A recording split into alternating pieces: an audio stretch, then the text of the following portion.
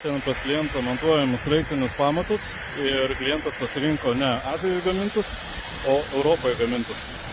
Aiškiai matosi storesnė plokštelė gerokai, tvirtesnis plienas, taip pat čia naudojamas S325 plienas plokšteliai. Šičia naudojama S235 pagrindė ir tai klaustukas ar tikrai šitą klasę. O čia garantuotai atitinkama klasė plieno. Plokštelė stora, pats vamzdis irgi storesnis, čia 3 milai, čia 3,6 ir teisinga klasė. Sraigtas taip pat yra didesnis, tai dabar kaip tik baiginėjom montuoti. Galvos labai didelės, patogu bus sumontuoti klientui virtelę ant viršaus. Tikrai labai šauniai viskas gavas. Šiam objektukė naudojam paprastus standartinius nesertifikuotus sraigtinius pamatukus pirteliai.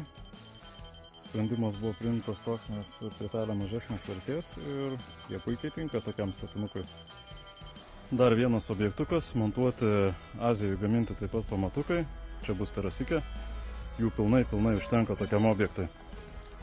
Tai eis perimetrų terasėlė ir dar kelis pamatukus atitempsim tuos du balkiukus ir po jais sumontuosim.